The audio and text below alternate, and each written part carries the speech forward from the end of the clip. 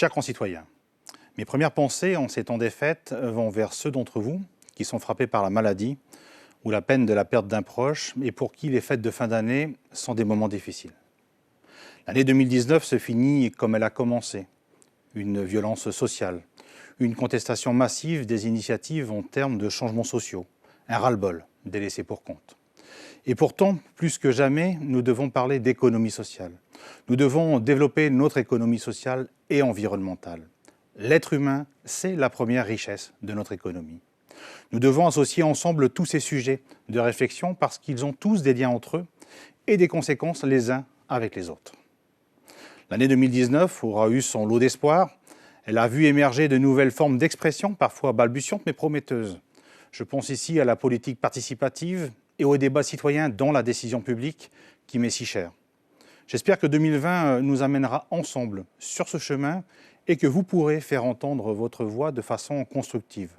Je me permets d'insister sur ce point parce qu'il est important pour deux raisons. D'une part, nous construisons l'avenir que nous avons choisi ensemble. Et d'autre part, 2020, c'est le symbole d'une nouvelle décennie, où le chiffre 2 est à l'honneur et il symbolise le dialogue et l'ouverture à la discussion. Nous sommes dans une période à la croisée des chemins.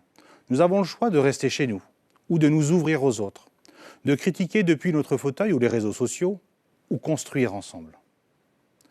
Construire. Beaucoup d'entre vous ont œuvré en ce sens en 2019. Certains ont même créé des entreprises. Toutes mes félicitations. Je leur souhaite du courage et tout le succès qu'ils méritent. Je voudrais aussi leur dire que dans mon rôle de sénateur, je reste à leur écoute. Développer le territoire reste plus que jamais ma priorité. Nous avons pu voir cette année un rayonnement croissant de notre territoire. Un été où nos hébergements ont affiché complet, où durant l'année des tournages de films, de reportages et de documentaires se sont succédés. Notre territoire attire par ses beautés, sa convivialité. Continuons à le mettre en avant, à nous ouvrir et à partager. J'aimerais souhaiter une belle année aux jeunes élus du Conseil territorial des jeunes qui démarrent un nouveau mandat. Ils se sont engagés à représenter la jeunesse et à être utiles à leur territoire. Je me suis moi-même à nouveau engagé à développer avec eux l'apprentissage du vivre ensemble et de la citoyenneté. L'avenir est là où se porte mon regard et ma volonté. Construire, c'est avec vous. Je ne peux le faire qu'avec vous.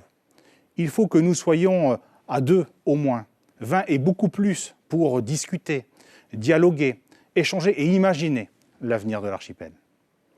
À vous tous, mes chers compatriotes de l'archipel, et à ceux qui sont hors du territoire, je vous adresse mes vœux les plus chaleureux de bonnes et heureuses années 2020.